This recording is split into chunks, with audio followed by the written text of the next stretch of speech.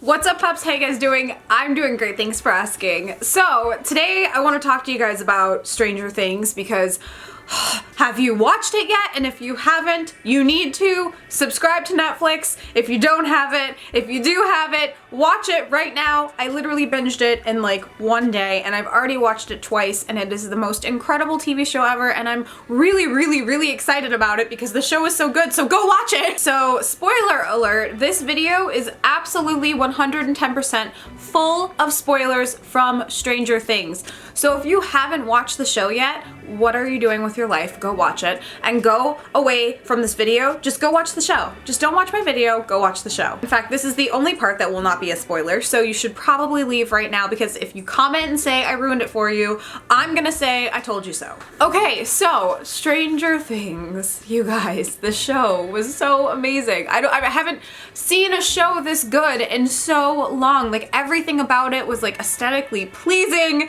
and the music was incredible and the visuals were just What I want to talk to you about today are Stranger Things theories because obviously the finale left us with a ton of unanswered questions and left me so angry. So let's talk about some theories because I am so sad that the show is over right now and I need the second season to be here and it's not going to be here for so long. The number one question from the show finale is 11 alive?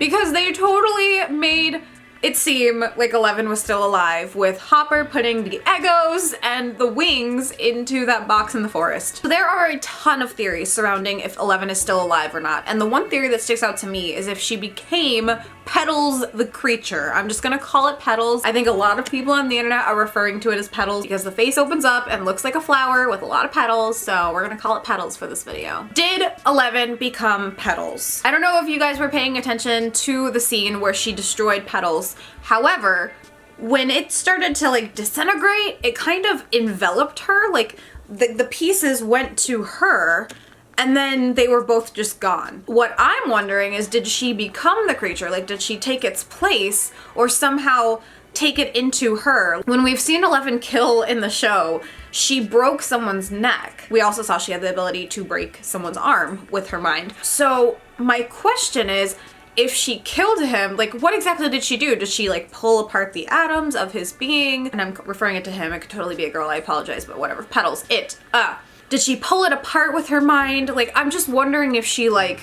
was trying to destroy it and maybe something went wrong and it became her. And it makes me wonder too, like if she did become Petals, like if they did kind of fuse together, they're from two different dimensions. 11, we already kind of assume has the ability to cross dimensions in some way because when she submerges herself into the sensory deprivation tank, she can literally cross over to this like limbo area and that's where she first obviously made contact. Another thing they never stated is that the crack was closed. They never said that because 11 killed Petals, the crack magically closed, so for all we know, the cracks could still be growing and who knows, maybe the dimensions can't handle that and that's why the crack is growing, they're collapsing in on each other. So that would kind of make sense as to why Hopper leaves Eggos and the wings or whatever they were in that box because maybe 11 can cross through dimensions because the tear is getting bigger.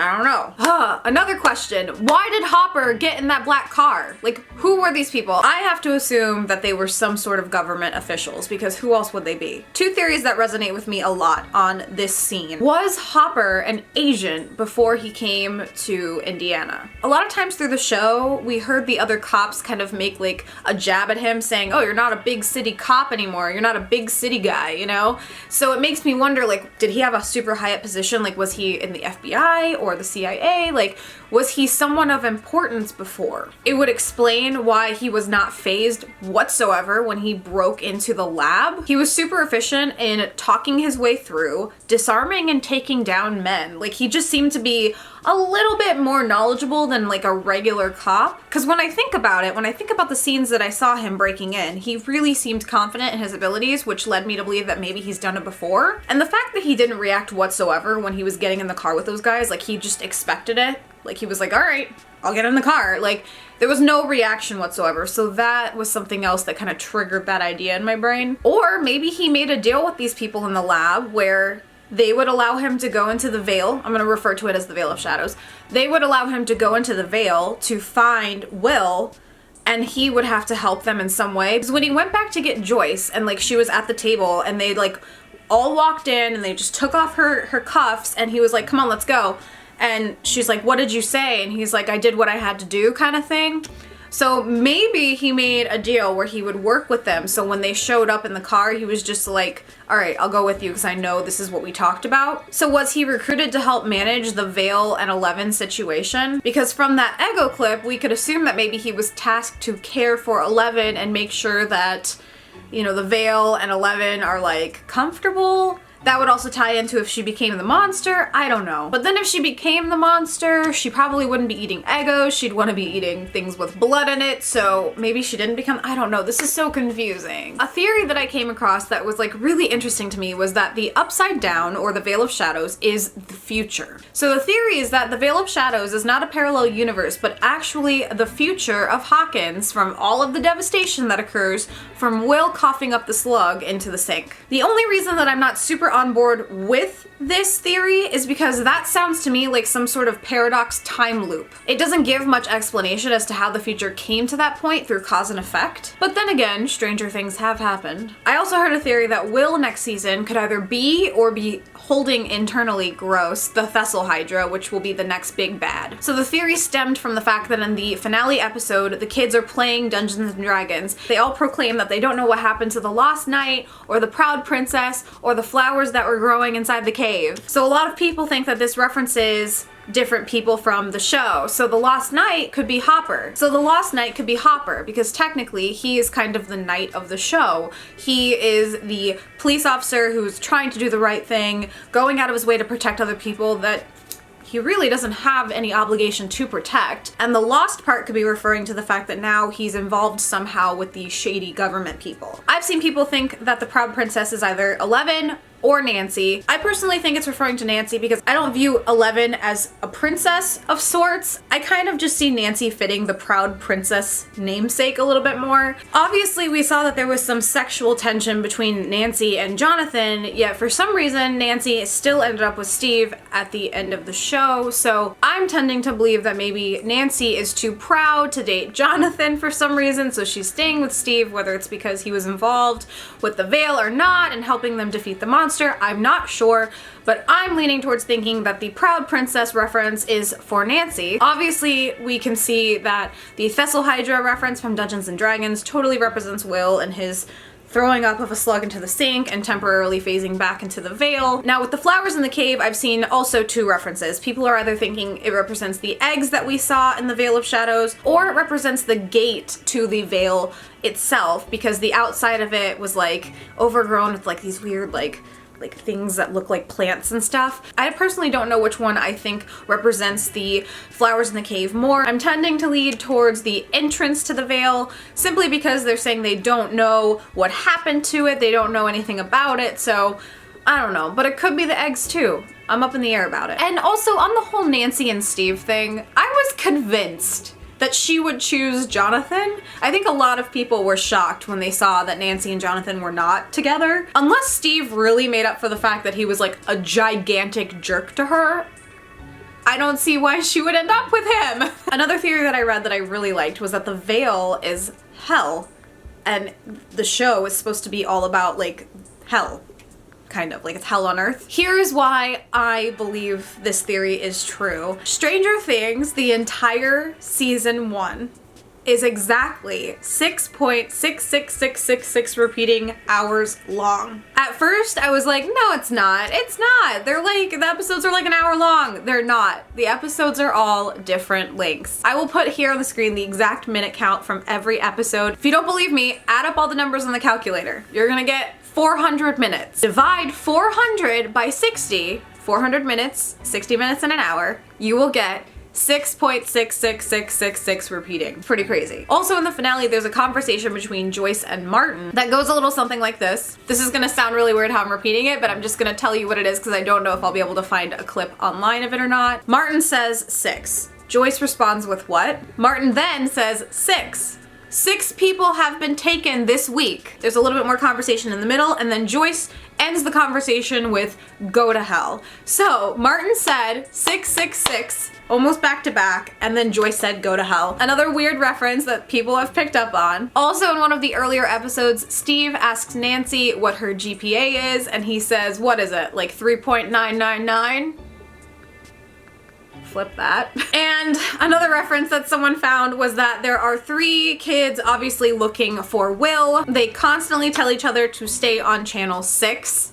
There are 3 kids, 3 walkie-talkies, 666. So regardless of the fact that if the show is about hell or not, I think the number play associated with the show is definitely intentional. The last theory that I want to talk about is by far my most favorite theory. I love it so much and I kind of really want it to be actually true, but that is that the black astral limbo area has actually ruptured all parallel boundaries. So when 11 enters this plane, it's clearly not the upside down, the Veil of Shadows, it's just an area that's kind of in between the two. What we do know about this black limbo area is that it's a connector to whatever plane the show takes place in and another plane. What we don't know is where Petals actually came from. It could be a completely alternate universe. We don't necessarily know that Petals came from the Upside Down or the Veil of Shadows. They never actually say that because when we're first introduced to Petals in that black plane, it's just that. Like, it's just in that black plane. Like, we don't know where it came from. We don't know what parallel universe or dimension. So when 11 made physical contact with Petals, is it possible that she ruptured the plane by connecting 2 realities that shouldn't have contact? And in response to that, was the Veil of Shadows or the Upside Down created because 11 made contact with Petals by merging 11's world with Petals' world? Maybe the Upside Down didn't even exist. But by 11 making contact with Petals, it caused the 2 realities to touch each other, which in turn made that giant crack because they weren't supposed to make contact and they did. So now it created this whole sub-world of Petals' world and 11's world, and now there's this area in between, the Upside Down, where the way that Petals' world looks and the way that our world looks are connecting, and that's what gives us that dreary looking like version of our world that's not really our world. So it's weird because we don't know if 11 created the Upside Down by making contact or if the Upside Down already existed. This could also explain why Will was temporarily transported to the Upside Down. Maybe the 2 dimensions can only exist on one plane and that's why they're merging. And another question that I just have before we finish up this video is who exactly fixed the Byers household? We saw throughout the episodes that Joyce needed an advance, like from her boss. Like, she had to ask for an advance because she didn't have a lot of money. She had a giant hole in her house, a hallway that was burnt beyond belief. They put gasoline on everything. She painted her walls and like put holes everywhere for the lights. The living room was completely destroyed, so who fixed it? In that 1 month later scene, her house is fine. Like, there's nothing wrong with it. So it makes me wonder, did the government come in and like as a hush-hush thing, like fixed her house so that no one would question like what was wrong with it? Or did the government give her a ton of money to fix it themselves? I don't know. Nothing was ever explained. This show is driving me crazy. I just need I need answers! Anyway, you guys, this show has given me like so much to think about, so much to dwell on. I just need season 2. But then I heard a rumor that season 2 will have a completely different cast and like different storyline, and they're not going to like tie up loose ends. I really hope that's not the case, but I also don't think I'd be too mad because the idea of Stranger Things is to just make us think and wonder and imagine. And I personally feel like if they left the show as it is with the ending where we're just like, what's gonna happen? It might be a really cool tactic. Like, to just start a brand new season with like new characters, new storyline, and have us just always wonder what happened. Although I feel like I might go crazy from wondering, so maybe don't do that. Anyway, if you guys have any other theories that you've heard of that you want to share in the comments down below, please, please, please, please comment them. I love reading theories on this show. It drives me crazy because my brain goes like a million miles a minute. Anyway, if this is the first video that you're seeing of mine, hi, I'm Kayleigh. You should subscribe by hitting that red button right down below and we can become best friends forever. Links to my Twitter, Tumblr, Facebook, and Instagram are also down below. I'll see you guys in a few days with another video. Bye, everyone.